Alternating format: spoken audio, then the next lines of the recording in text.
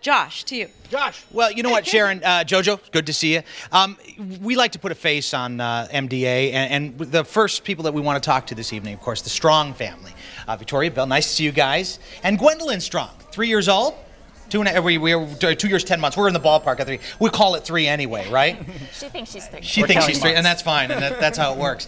Now, just so you know at home, that Gwendolyn has SMA type 1. Now, we use a lot of terms here. We SMA and ALS, but just so you know, it's spinal muscular atrophy type 1. What is spinal muscular atrophy? So SMA, spinal muscular atrophy, is actually the #1 genetic killer of infants and young children.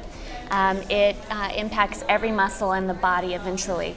It's terminal, it's degenerative, and it impacts the ability to sit, stand, crawl, and eventually eat, breathe, and even swallow.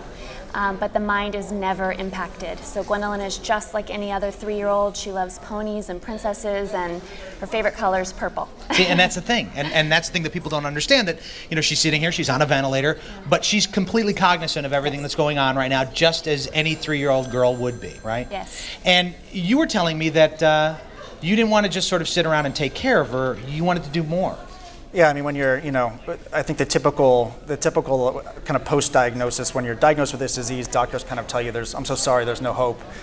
Take your daughter home and love her for the little time you have left. And while obviously we've done that, what we quickly realized after doing some research is how mature research actually is, and how many groundbreaking, promising research programs out there are literally on the brink of potentially ending diseases like SMA. And so we created a foundation, the Gwendolyn Strong Foundation, to create kind of unique campaigns, usually with an online slant, to raise money directly focused on research that potentially could end this disease. And not only SMA, while it's very close to potentially a cure, this research actually could have massive impact on other MDA diseases as well as other life-altering conditions as well.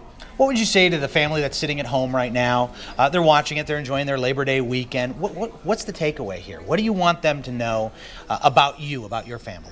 About our family, I think, when Gwendolyn was diagnosed, we kind of looked at each other and said, we're going to provide her 2 things. One, the highest quality of care possible. We're going to cherish every second we have, and we're going to stop at nothing to try and make sure that we have a material impact on any of this disease. She fights for every breath, and the least we can be doing is fighting alongside with her. You guys are fantastic family. And before we started the segment here, she was listening to some princess songs, which is very exciting. I know, and that's a very tough time as a dad, because you got to keep up with the next thing that she wants, right? Yeah. Ariel and Little Mermaid are her current favorites. Current favorites. That'll change. Don't worry. Yeah. That's going to change.